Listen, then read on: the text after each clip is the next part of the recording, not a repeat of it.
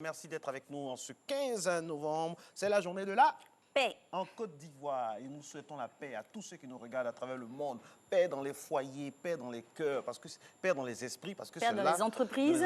c'est là que tout commence. Mais également, nous sommes dans la mouvance de la journée internationale de lutte contre le diabète.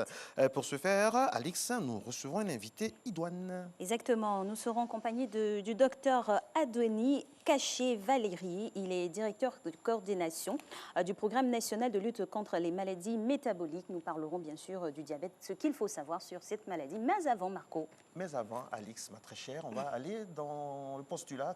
De quoi ça retourne? C'est quoi le diabète et quelle est la situation? On y va.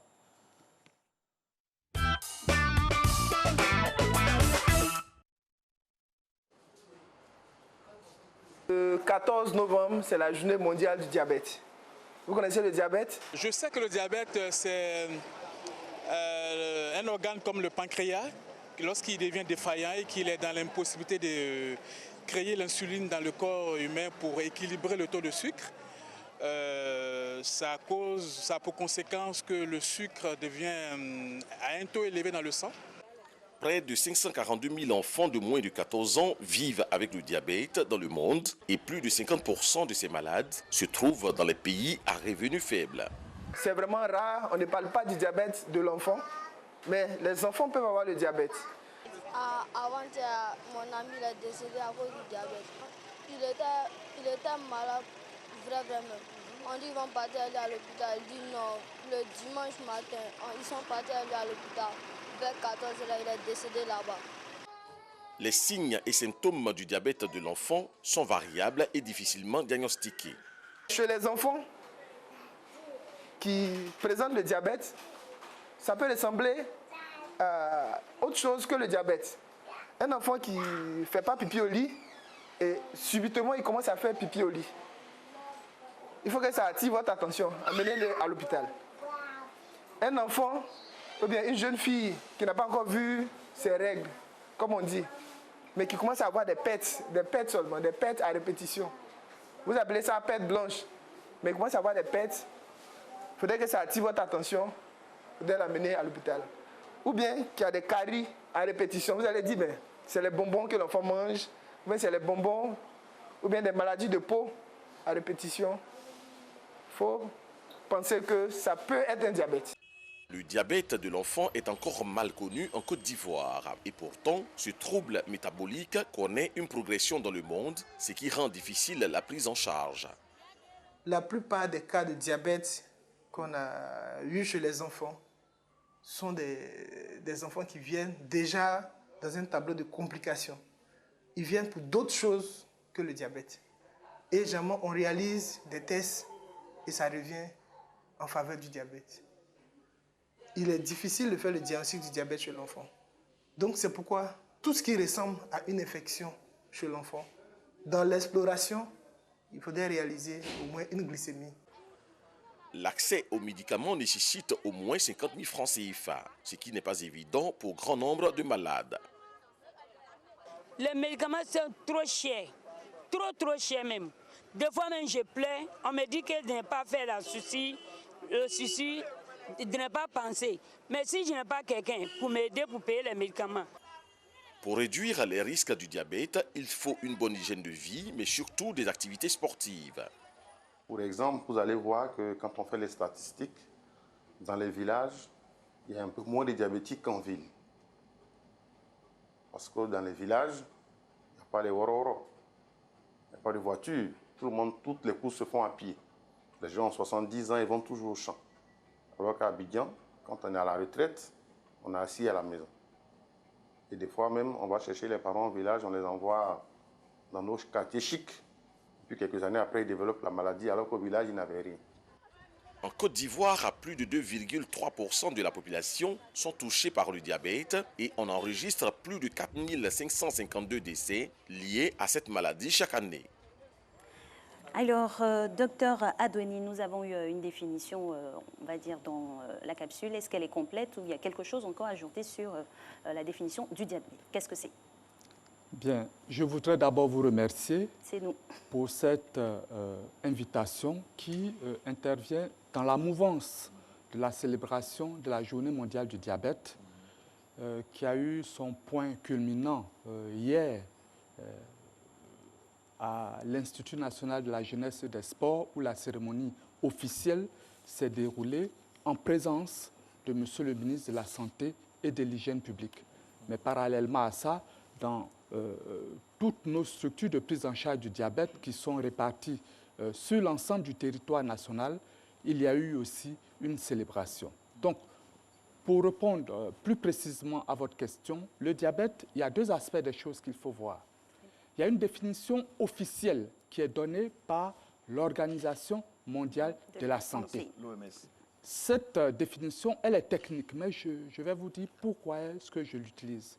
L'OMS nous dit que le diabète est un état d'hyperglycémie chronique qui résulte de facteurs génétiques et ou environnementaux, les deux types de facteurs agissant souvent de concert.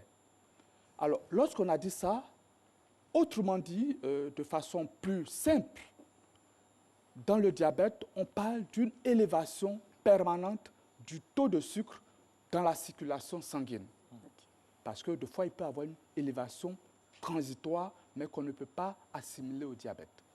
Donc, les causes, deux grandes causes, il y a des causes génétiques et puis il y a des causes environnementales.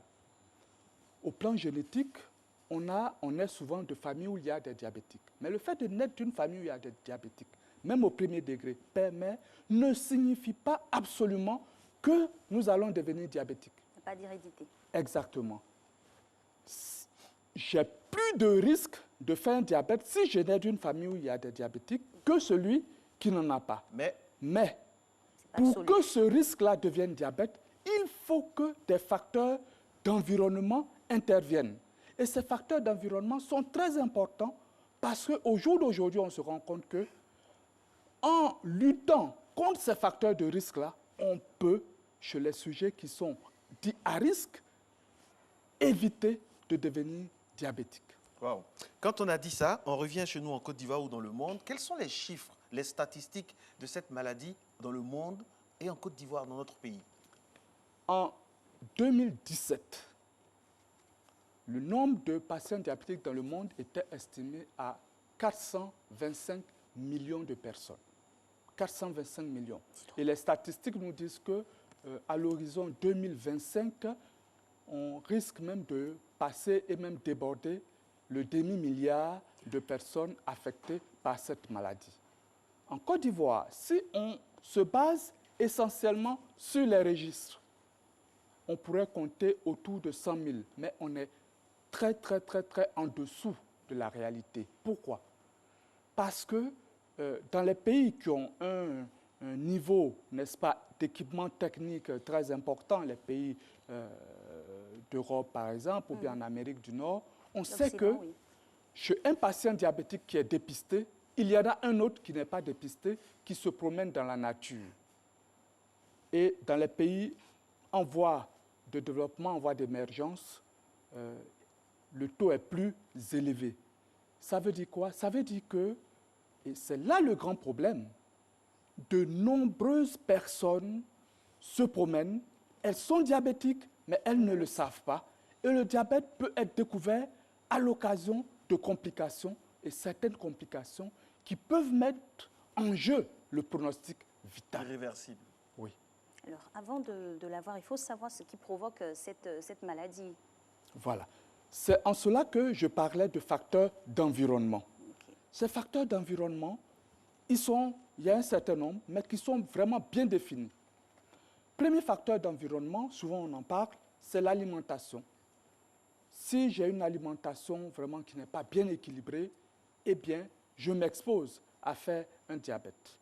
Autre facteur aujourd'hui, c'est ce qu'on appelle la sédentarité. Nous faisons de moins en moins de sport. Et moi, je suis heureux lorsque je vois dans les rues, n'est-ce pas, d'Abidjan maintenant, des personnes, des familles entières qui sont en train de faire un petit footing. Et à Matin Bonheur ici aussi. Voilà. Et puis il y a la floraison de salles de sport dans les quartiers. Exactement. Vraiment de plus en Ça, plus. c'est vraiment quelque chose de très intéressant, très important pour la population. Et donc, en plus de la sédentarité, il y a la surcharge pondérale et puis il y a l'obésité. C'est-à-dire, souvent en Afrique, on estime que lorsqu'on a un certain embonpoint, c'est quelque chose de très bien. C'est facteur de richesse ou de... Exactement. Mais malheureusement, c'est aussi l'autoroute qui peut conduire à un certain nombre de maladies. Et puis aussi, il y a les stress. Malheureusement, les stress, nous sommes dans une société où il y a de plus en plus de stress. Vous dites les stress, il y a plusieurs types de stress alors, en même temps que les types de diabète? Je veux dire, il y a un stress au plan professionnel, au plan familial, même en dehors de la famille. Nous sommes constamment stressés. Et nous devons apprendre à gérer ce stress parce qu'on ne peut pas faire autrement. Nous devons pouvoir mieux gérer ce stress-là. Et ce stress-là aussi agissent. C'est pour cela qu'on parle de diabète, maladie multifactorielle. Voyez-vous, multifactorielle. Et puis, il y a certains facteurs aussi qui peuvent être liés aux médicaments. Ok, docteur, on n'a pas beaucoup de temps. Il y a combien de types de diabète exactement? Alors, de façon scientifique, on parle de 4 types de diabète. Mais, pour expliquer plus couramment, il y a 2 types principaux. Sinon, les 4 types, rapidement, je commence par le dernier. Il y a les diabètes qui sont dits secondaires, qui peuvent être liés à quelqu'un qui a un problème thyroïdien, peut développer un diabète, certaines maladies. Il y a le diabète gestationnel, c'est un diabète qui est spécifique à la femme, qui survient pendant la grossesse et qui est censé disparaître après l'accouchement. Mais là, il y a beaucoup de changements. Et puis, les 2 formes les plus fréquentes, il y a le diabète de type 2, dit diabète non insulinodépendant. Ça fait 90, même presque 95% des cas de diabète. Et c'est dans ce cas-là qu'il y a surtout les diabètes qui sont méconnus. Ils sont nombreux, les individus qui vivent avec un diabète qui ne le savent pas. Et puis maintenant, il y a le diabète de type 1, diabète de type non insulinodépendant, qui est fréquent chez l'enfant. C'est un diabète qui peut très facilement aboutir à un coma. C'est ce qui fait que souvent, le nombre d'enfants diabétiques n'est pas bien apprécié, mais parce que souvent, quand ils font des complications, le médecin tout à l'heure disait que ce n'est pas les formes classiques de diabète et ça peut conduire à un certain nombre de drames. Docteur, comment savoir si l'on est atteint du diabète et puis comment se manifestent les symptômes? Parfait. Donc, classiquement, il y a ce qu'on appelle les signes cardinaux du diabète. C'est-à-dire, il y a 4 signes principaux. Comme les 4 points cardinaux. Exactement. Le premier signe, on parle de polyurie. Plus précisément, ça veut dire que c'est quelqu'un qui urine de façon fréquente. Voyez-vous, un enseignant qui souffre de diabète, il va laisser ses élèves ou ses étudiants toutes les 15 minutes aller uriner. Là, ça veut dire qu'il y a quelque chose qui ne va pas. Ou alors quelqu'un qui est couché et puis qui va se lever jusqu'au matin au moins 5 fois, il y a quelque chose qui ne va pas. Polyurie, il y a la polydipsie, c'est son corollaire. C'est-à-dire, je me vide de mon eau, donc je vais avoir soif. Mon instinct de conservation va me pousser à boire de façon fréquente, mais sans être satisfait. On boit, on n'est pas satisfait. Troisième signe, la polyphagie, c'est celui qui mange. On mange de grosses quantités. L'appétit débordant. Exactement. On mange, mais de façon paradoxale, plus on mange et plus on maigrit. C'est ça qui attire l'attention. Les personnes viennent à l'hôpital, mais docteur, je mange, et puis je maigris, je ne comprends pas. Et puis il y a d'autres petits signes. Et comme je l'ai dit, c'est ça vraiment les signes cardinaux, les signes qui frappent. Mais malheureusement, dans un bon nombre de cas, juste une petite fatigue, alors que le diabète évolue sournoisement. Il y a des personnes chez qui le diabète évolue pendant des années. C'est une maladie insidieuse. Exactement. Et puis au moment où on découvre, on se rend compte que le rein est touché, les nerfs sont touchés, les yeux sont touchés, et en ce moment-là, c'est dégénérescent. Voilà. C'est pour cela que le ministère de la Santé régulièrement engage des campagnes de sensibilisation, mais surtout de dépistage. Et ce sont des dépistages que nous réalisons gratuitement. Parlons de la glycémie, la prise de glycémie, par exemple. Quels sont les chiffres? Parce qu'il y a un fétichisme des chiffres. C'est quoi le taux exact? La norme. La norme. Parfait. Quand nous allons au laboratoire, la norme, on nous met 0,70 à 1,70 g. Ça, c'est le sujet qui est dit. On va bien noter pour une Tout, fois, ben parce oui, qu'il y a hein. trop de débats dessus. 0,70, 1 gramme 70. 1 gramme 10. 1 gramme 1 gramme 10. 10. 1 gramme Ok. 10. 0,70, 1 gramme 10. Dans la fourchette, là, ça, c'est une fourchette normale, selon Normal, l'OMS. voilà. C'est selon l'OMS ou bien selon les gens Voilà, d'ici? selon l'OMS. Selon l'OMS, OK. Et on parle de diabète lorsque la glycémie est supérieure ou égale à 1 gramme 26 à 2 reprises. 1 gramme 26 Vous n'êtes pas à 2 docteur. reprises. Et il y a certaines personnes, je vous ai parlé des signes cardinaux, quand on a les signes cardinaux, qu'on prend la glycémie une seule fois, qu'elle est supérieure ou égale à 2 grammes, on parle de diabète. Mais dans ce que je vous ai dit, vous allez me poser une question. Mais et entre 1,10 Merci. L'intervalle, oui. et puis 1,26, 1,26, qu'est-ce que c'est? C'est transitoire? Entre 1,10 et 1,26, on ne peut pas dire à la personne, Vous êtes un sujet sain, on ne peut pas lui dire, vous êtes diabétique. On lui dit C'est quoi? dans cette C'est un catégorie, imbroglio, il y a, de diagnostic. dans ce no man's land-là, les sujets dits à risque. Ah là là. À risque de C'est-à-dire, diabète. là, il faut faire attention. Exactement. Un régime s'impose. Exactement. Les mesures hygiéno-diététiques dont j'ai parlé, les facteurs de risque, alimentation, faire de Du sport. l'exercice régulier, mieux gérer les stress, ça peut permettre de revenir dans la normale. Quand vous parlez des stress, ça me fait peur. Il y a des crises d'angoisse, il y a beaucoup de... Le stress revient. Les stress, là, c'est au pluriel. Il y a des gens de stress. Mais comme je l'ai dit, Oui, au travail, en famille. En famille. voilà. Et tout ça, quand c'est mal supporté, Quand c'est mal de supporté. façon scientifique, Ça suscite la on sait que maladie. lorsque on vient m'annoncer une mauvaise nouvelle, quelle est notre première réaction? La tristesse, c'est normal, le cœur qui bat, Le Les cœur bat. palpitations. les palpitations, tout Ou ça. alors quelqu'un veut, on dit qu'il n'y a que.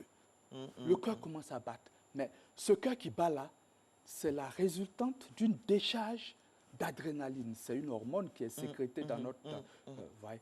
Et donc, une fois qu'il y a cette décharge hormonale, le cœur bat. Et ce sont des hormones qui ont un effet hyperglycémiant. Et plus je vis mal le stress, plus je suis Ce sont angoissé les pensées, constamment. on pense... Voilà.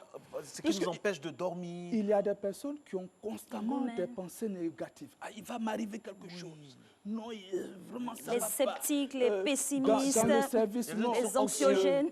ce collaborateur-là, vraiment, quand je le vois, je ne suis pas content. Ah bon? Ceci, Ah bon cela. Ah oui. Partout, Et ça c'est doit comme être ça. source Chaque de stress, matin, ça? vous ouvrez un compte Facebook, il y a toujours une mauvaise nouvelle, il y a toujours une photo, un reste in peace. Voilà. On a peur même de vivre. On souvent. doit relativiser. Franchement. Voyez-vous, on doit aller à l'essentiel. Quand on va à l'essentiel, Être zen, je quoi. vous assure, voilà, on arrive. Donc, D'autres arrivent. Docteur, par- 0,70, 1,10. Hein. Alex et moi, on note beaucoup. Donc, et celui, par exemple, qui a 76, 78, lui, qu'est-ce qu'on peut dire pour lui? 0,76, 0, c'est très bon. Mais à 78, on dit vous manquez de sucre. Non. On parle d'hypoglycémie Voilà. lorsque on est en dessous de 0,70. Mais l'hypoglycémie, ça, c'est une complication. Des fois, chez un patient diabétique qui est sous traitement, on recommande aux patients diabétiques de manger régulièrement, avoir ces 3 repas quotidiens.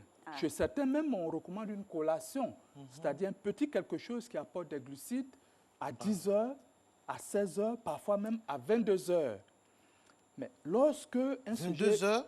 Oui, je suis certain. C'est conseillé de manger à cette heure. Ceux qui font les injections d'insuline, Waouh. il y a des gens qui font 2, 3, même 4 injections d'insuline D'accord. pour éviter que leur glycémie ne fluctue trop. Mais si ce n'est pas accompagné par des conseils diététiques avisés, il va faire une hypoglycémie, ça plonge. Je peux être là, sur ce plateau. Non, non, non, ma on touche du glycémie bois, plonge, on oui. touche du bois. Et puis le sujet Il s'effondre. s'écroule, oui. Souvent, quand il y a les grandes manifestations, on voit des sujets qui s'effondrent. Il est évanoui. Mais parce que souvent, c'est une hypo. Et c'est très simple. Il faut vite assurer un recyclage rapide, un peu comme une voiture qui est en manque de carburant, qui ne peut plus bouger. C'est la même chose pour l'hypoglycémie. D'accord, docteur. Alors, comment se fait la prise en charge? On a parlé tout à l'heure d'insuline, mais ce n'est pas le seul médicament qui intervient. Oui. La prise en charge, pour être vraiment concret en Côte d'Ivoire, il faut distinguer 2 grandes périodes. La période jusqu'en 2012 et puis la période après 2012. Jusqu'en 2012, tous nos parents étaient amenés à venir sur Abidjan. Abidjan, principalement à l'Institut national de santé publique, où il y a le centre antidiabétique, qui est le centre qui suit le plus grand nombre de patients en ambulatoire, et puis à Yopougon, au service d'endocrinologie et diabétologie. Docteur, on dit que le diabète est la maladie des riches. Est-ce que c'est vrai? En Côte d'Ivoire, le traitement coûte cher. De nombreuses personnes se plaignent. Qu'est-ce que vous avez à dire? L'accessibilité. Avant, c'était vrai. Mais malheureusement, aujourd'hui, je dirais que c'est la maladie des pauvres. Parce que la grande proportion de cas de diabète est recrutée dans cette catégorie-là. Donc, si je vais répondre encore à votre question, en disant que la prise en charge depuis 2012, le ministère effectue ce qu'on appelle une politique de décentralisation. D'accord. Rapprocher l'offre de soins de la population. Dans les faits, concrètement, est-ce que c'est efficace? La couverture avec les très sur les important. malades. Ce qu'on nous dit, nous, Alix et moi, on dit ça sur le plateau. Il y a ce qu'on nous dit sur le plateau de Matin Bonheur, mais dans le fait fond, là, des gens, est-ce que dans les hameaux, dans comment les ça hameaux se les plus manifeste? reculés? C'est pour cela que j'ai distingué ces deux périodes. Imaginez-vous, je prends comme ça, monsieur Kobena, Monsieur X, monsieur X, un qui nom est comme ça, à non. Bandoukou, Ouais. qui est à Korogo, qui est à Odiéné, Voilà. qui était obligé de venir jusqu'à Abidjan pour se faire suivre. C'est pour cela que depuis 2012, au jour d'aujourd'hui, nous avons, en plus d'Abidjan, on a 29 unités réparties de façon harmonieuse sur l'ensemble du territoire, Super. dans les centres hospitaliers 29, régionaux. Vous allez aujourd'hui au CHR de Bandoukou, il y a une unité qui a l'équipement qu'il faut, dont les ressources humaines, c'est-à-dire médecins, infirmiers, infirmières, ont eu un renforcement des capacités qui les rend aptes aujourd'hui à s'occuper de nos parents pour ne pas qu'ils viennent sur Abidjan. Magnifique. Voilà. Ça, c'est l'aspect prise en charge. On n'est pas encore passé au côté financier parce qu'il y a ce que le personnel médical fait et puis il y a les médicaments qu'il faut pouvoir acheter. Effectivement, vous avez dit quelque chose de très important, diabète, maladie des riches ou bien maladie des pauvres. Aujourd'hui en Europe, les patients diabétiques, pour la plupart, comme pour tout le monde, ils vont décéder, mais ils vont décéder de vieillesse. Donc de leur belle mort, pas Exactement. forcément de la maladie. Mais dans les pays africains, les pays les moins avancés, Avec les autres problèmes qu'on a déjà. les patients diabétiques décèdent la plupart du temps de complications dues au diabète. Donc, les stratégies qui sont mises en place doivent nous permettre d'aboutir à faire en sorte qu'à terme, ici aussi en Côte d'Ivoire, les patients diabétiques arrivent à mourir maintenant en grande partie de vieillesse. C'est pour cela que cette politique de décentralisation a été mise en place. Au point de vue médicaments, il faut le dire, effectivement, on dit souvent que la santé a un coût. En Côte d'Ivoire, vous pouvez avoir la meilleure molécule, la molécule la plus récente, la molécule innovante qui est aux États-Unis, qui est en France. On peut disposer en Côte d'Ivoire. Mais malheureusement, il y a des coûts. C'est pour cela qu'en termes de santé publique, le ministère de la Santé fait en sorte que, par le biais de la nouvelle pharmacie de la santé publique, je dis bien nouvelle pharmacie de la santé, parce qu'il y avait une ancienne pharmacie de la santé Quand on publique vous écoute, on est rassuré. Hein? qui avait un certain nombre de problèmes pour payer les fournisseurs. Donc, Oui. il y avait des ruptures de médicaments. Non, il n'y a plus de rupture. Mais cette structure Tout a est été réglé. restructurée. Ce qui fait qu'aujourd'hui, à la nouvelle pharmacie de la santé publique, la politique est de mettre en place certaines molécules. Lorsque vous prenez cette molécule, que vous allez en pharmacie de ville, vous allez vous rendre compte que ce n'est pas le même prix.